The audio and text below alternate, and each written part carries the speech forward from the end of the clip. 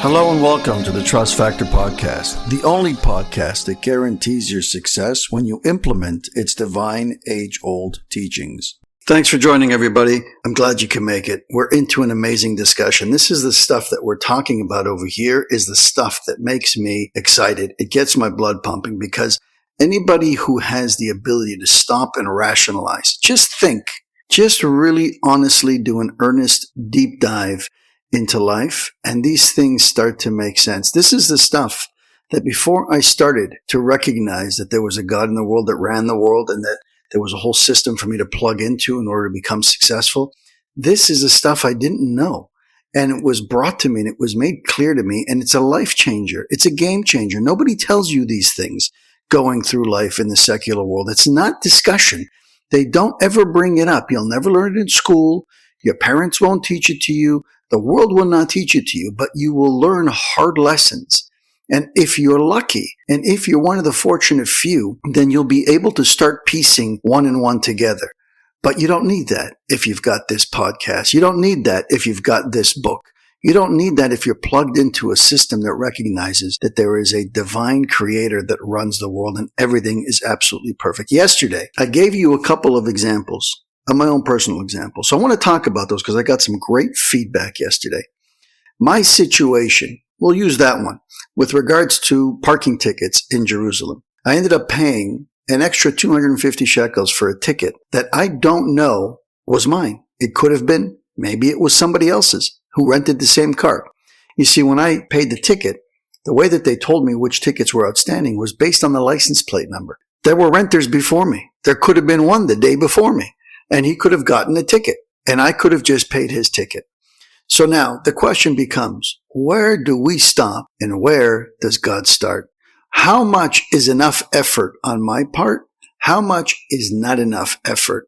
You have to do that calculation, and that's going to change throughout life. The more you work on developing this muscle, the less effort you need to put into solving situations, because that's really what it is. The situation that I found myself in was a situation where I have to solve a problem. The problem is, did I just get taken advantage of? Did an injustice just occur to me? And if so, should I try to right that wrong? And how much should I try? Now, there's varying levels, and I want to give you an example. A simple, basic level where somebody has complete trust in their creator doesn't overthink it. They say to themselves the following: I made a phone call. I asked them how much I owe. They said 450 shekels. I paid 450 shekels. I move on with my life. But I know that I only owe 200 from what the paperwork says in front of me. So I inquire, and I make a quick inquiry. It says I owe 200. Why are you telling me 450? And when they give you an explanation that it's here, maybe you didn't receive the ticket, that for many people is enough. It's absolutely enough. They say, okay, here's my credit card, charge away. What's the logic behind that?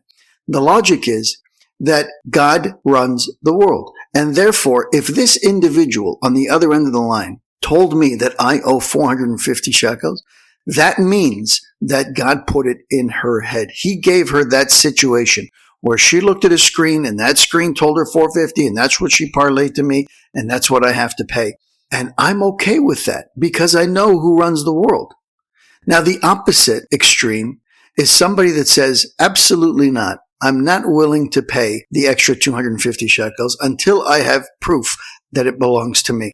So take the 200, but the other 250, I need documentation. Send it to me by email. The email gets written down wrong because the lady doesn't speak English well. So she never sends you that email. Then you get on the phone and try calling government offices. Good luck. Trying to get in touch with people in Israeli government offices.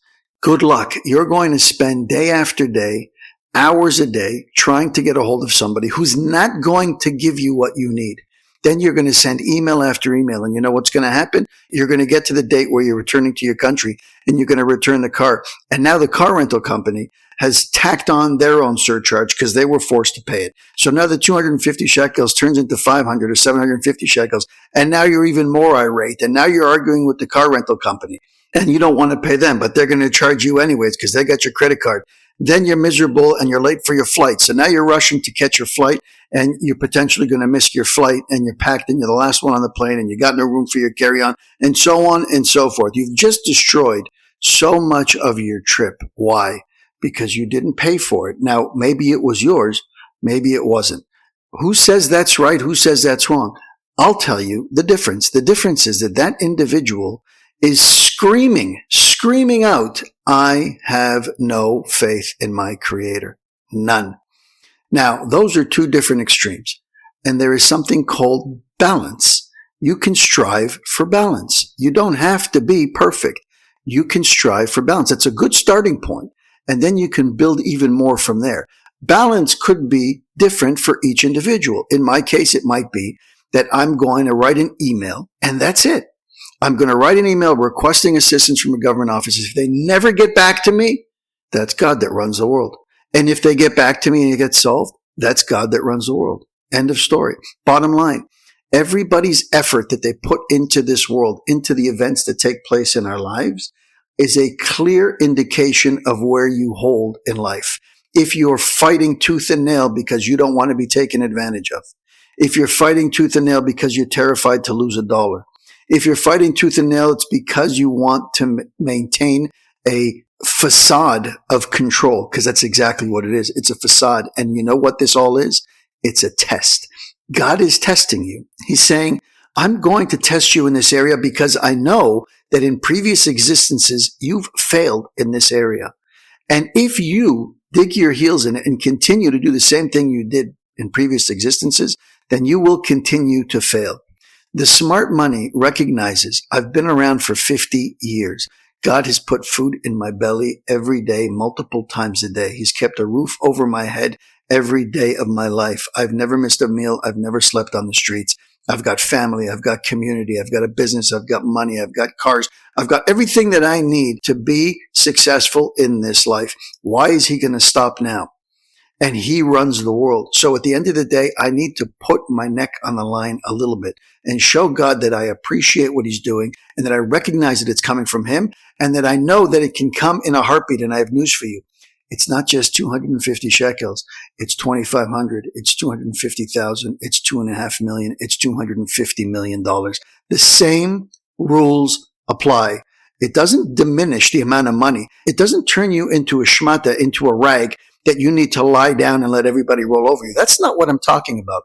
We have an obligation to appreciate the money that we work for, the hard money that we work for. It tells us in the Torah that we have to recognize that earning money is difficult. And therefore, we have to have respect for the money that we earn, which means that we have to do our due diligence. If there's an injustice, we need to do our due diligence to make sure that that injustice is corrected.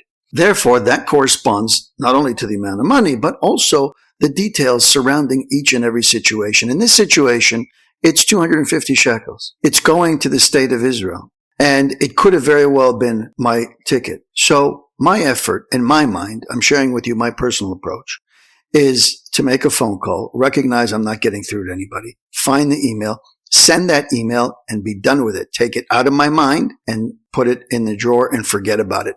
If they get back to me, which by the way they have, I was surprised. I've gotten a couple of emails so far, and I've responded to them. I don't care whether or not it works out in my favor or against me. Either way, it's for me. It's in my favor because I know who's pulling the strings. But that was my effort, to right the wrong, to clean up the injustice, to make sure that I show Hashem that I appreciate the fact that he's given me my money, my wealth, my opportunities. He's given them to me. And I don't take that lightly. I appreciate it, and therefore I'm going to make an effort that I think justifies the means. Now, if you're dealing with $2.5 million, that approach may be different. Everybody's approach is different. Also, if you're dealing with $2.5 million, the same principle applies. You don't know how much you owe. You don't know why you had to lose that $2.5 million.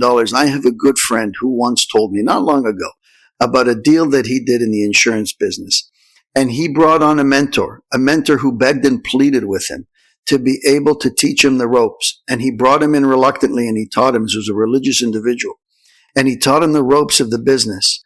And ultimately, this individual stole from underneath him a big, big deal that he was working on. took it right out from underneath him. We're talking about a lot of money, my friends, hundreds and hundreds of thousands of dollars in commissions potentially. Stole it from him. And this person carried that weight around with them. This is a religious individual who carried that weight, that burden, a feeling that they were wrong, a feeling that they gave up control, that they lost sight of what was going on, that they were taking advantage of. And they carried that weight, and it brought them down for a long time until they spoke to the rabbi, and the rabbi explained to them exactly what I'm explaining to you now. And he, as a result, picked up the phone and called that individual and gave him complete atonement. Said, I hold no ill will. I don't know why you did what you did, but I forgive you, even though you're not looking for forgiveness. I forgive you. I want you to know that. I'm good with this, and we're good. It's all good. Left it at that. And the weight came off of his chest, and he felt 1,000,000 times better. And on the heels of that came an even bigger and better deal than the one that individual took. And it came through that individual. My friends, we have no idea. We have no clue what we're dealing with. What we're seeing is only a small fraction of what's really going on. What's it like? It's like you're looking through a keyhole in a door, and all you see in that keyhole is blood and knives and screaming and panic and hysteria and people running left and right and center and blood everywhere. And you're thinking there's a massacre going on behind that door. But really, when you open the door and you have access to see the whole picture, what do you see? That a woman is delivering a baby, bringing a new life into this world by cesarean, and the doctors are rushing to save this baby's life. And they're doing the most beautiful thing in the world, but it's bloody and it's messy and it's hysteria, but it's controlled hysteria, and it's all done for a beautiful purpose. That's the picture, my friends, of life. Embrace it. Thank you for spending time with us on the Trust Factor podcast. If you've heard something today that moved you, save this episode and share it with someone who might need to hear it. Be sure to subscribe so you don't miss upcoming conversations that challenge, empower, and uplift. And if you're on social media, connect with us. Leave your thoughts. Drop a quote that resonated with you. Hashtag the Trust Factor podcast. Until next time, keep growing in your trust and keep living with purpose. I'm Jesse Revivo, and this has been the Trust Factor Podcast. Thanks for listening.